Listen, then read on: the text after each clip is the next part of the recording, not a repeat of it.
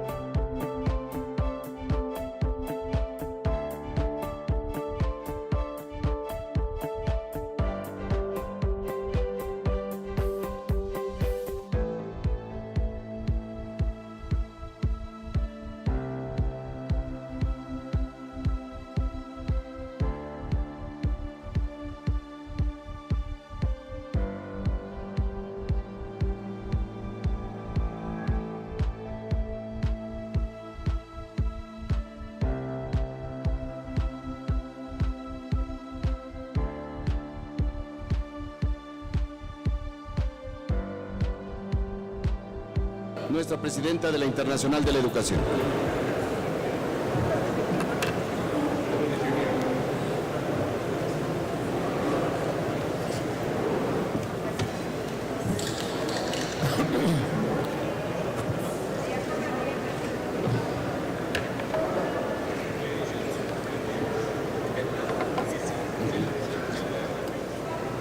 Good luck.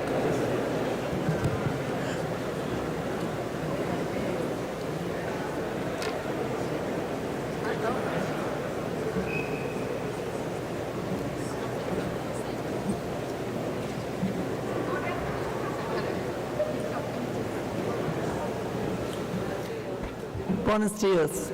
Good morning, everyone. Could you please take your seats?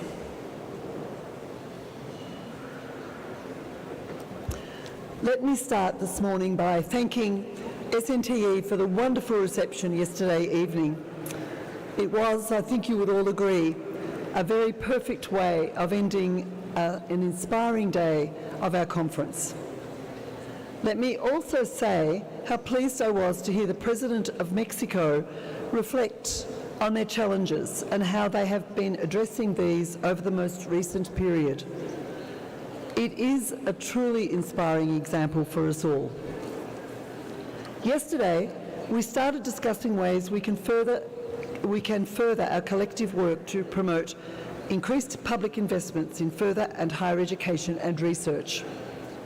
Following your comments, the Secretariat has revised the conference statement and a final version is now available on the website.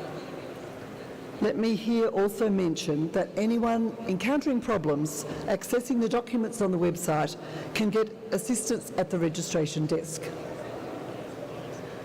This declaration, integral to our Go Public Fund Education campaign, underscores our commitment to treat the further and higher education and research sector not as a commercial commodity, but as a fundamental right and a societal pillar. The statement, set for public release today, embodies the invaluable insights and feedback from yesterday's group discussions, preserving the essence of the declaration as our collective vision and shared principles. As we transition this advocacy from the halls of this conference to the stages of national policy and global discourse, we count on your ongoing involvement.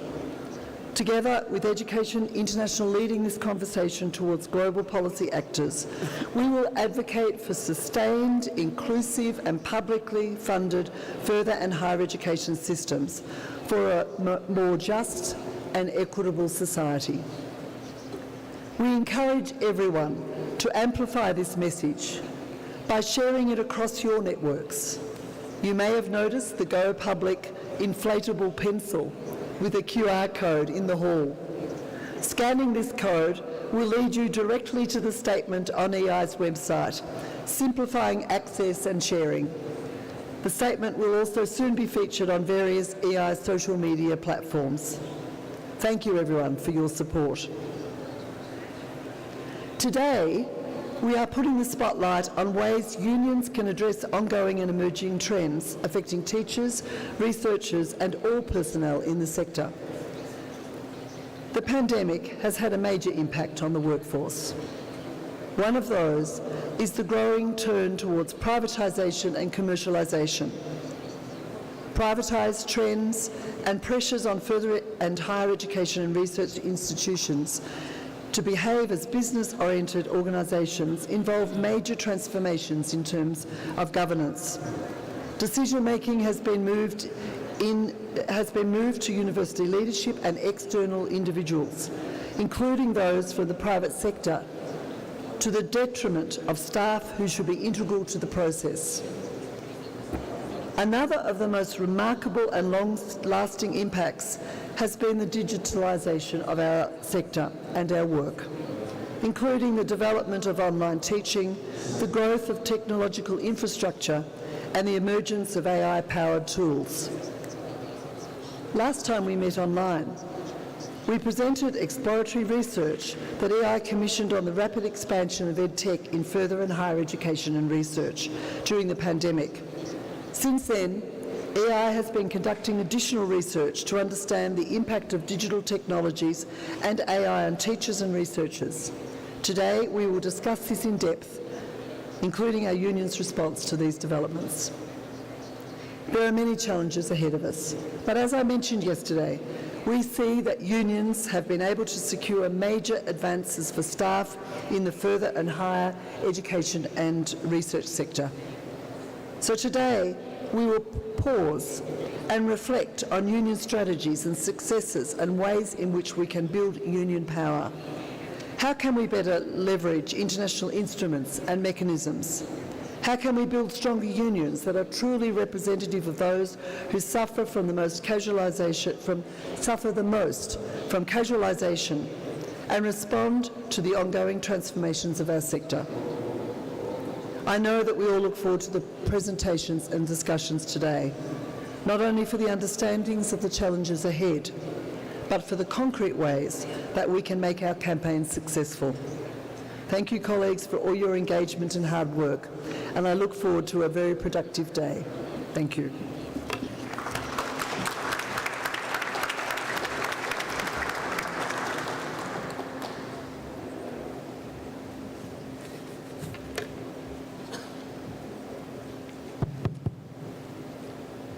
Thank you so much, Susan, our President for Education International. And before we start the discussion, David always tells me we are going to have a conversation, and we must have a conversation. So we are going to have a conversation today, this morning. But let me greet all of you, and thank you so much for being here to participate in this third session of our conference. So basically today we are going to be dealing with academic labor in the digital era. And this panel, esteemed panel that is here, which I'll introduce later, will then be sharing with us their experiences and practical steps that their unions are taking in dealing with the subject matter that we're going to be dealing with. So I want to thank our host as well, Alfonso, my friend, from Center, and indeed I hope everyone has enjoyed the dinner as much as I did last night, and the music, Antonio. I could see everybody was urging to be on the dance floor, but unfortunately I don't know why. So this morning, we were going to be focusing on educational technologies, the digital tools, and artificial intelligence. Normally, when we start talking about digital tools, technologies, and artificial intelligences, we always provoke that feeling of being alienated, that feeling of being marginalized, as the people who generate knowledge, as the people who drive the conversation about development of our nation and so forth. So we always know that the working conditions, the labor rights of our members, it's always at the center of our discussion, and that is what we'll be dealing with this morning. So allow me then to just briefly introduce myself. I'm Mugwena Maluleke. I'm the General Secretary of the South African Democratic Teachers Union in South Africa. I am also the Vice President for EI, representing the African region. So I'm being requested here to today moderate this particular session. I will introduce my esteemed panel here, but let me just frame our discussion so that we are aware of what we're going to be dealing with. First, it's always protocols. We have a number of our colleagues who are going to be joining us online, and we want to welcome them again. As we participate, we will have our discussions or our panel presenting 5 to 7 minutes of their experiences and practical solutions that they are going to be proposing. But also, when we're dealing with question and answer, which is a Q&A, we will then be able to stop the live stream at that point, because for now, we will be going on live stream, and I welcome everybody. So, during COVID-19, our Federation, Education International, commissioned a research study on education technology to map emerging trends in this particular sector. But we are now moving into a phase where it would be beneficial to go a step further and discuss the impact on the workforce and possible response by our unions. If we remember, in Bangkok, we said we are going to be leading the profession. So trade unions and ourselves leading the profession. Digital work and has had an impact on teachers' health and well-being, considering the intensification and extension of teachers' work. Digital tools have also impacted trade union rights. On the one hand, they have been used to facilitate collective actions, for example, technologies and strike breaking in the United Kingdom, and on the other, they have favored digital surveillance for union busting. For example, Amazon and employee surveillance. There is pressing need for independent research and evaluation of teaching and learning technology to inform a more systematic assessment by government agencies, which should be based on best practices, on data privacy assessment, appropriateness to specific contexts, good corporate practices, and many others. This can inform the creation of a specific standards enforced by governments that can cover product design and data use and accountability of teaching and learning technology. In this sense, a question that arises is how can we, as further higher education research unions, be involved in decision-making around this without putting burden on the staff? How can we be involved? That's the question that arises. So I'm going to be inviting our panel and yourself as the participant to feel free to share your own personal reflections, perspective based on your national experiences or developments that you have witnessed as trade unions. So I want to introduce our panel, and thereafter I'm going to ask Antonia, our head for research and policy at head office, to kickstart this discussion by a very brief presentation. But I know that you are itching to know your panel. On my left, as I have said, is Antonia. Although she's not a panelist, she's going to kickstart the discussion and frame this discussion better in terms of our objectives, our priorities as Education International, and the work that we've been doing around. So we have Yusra from Tunisia, who is also going to be presenting to us. She comes from Tunisia and representing her union. And we have Caroline Kinal. I hope I'm pronouncing this very well. It's Caroline Kinal from Canada, representing our trade unions there. And we have got Yamil Sokolowski from Argentina. Also welcome, my friends.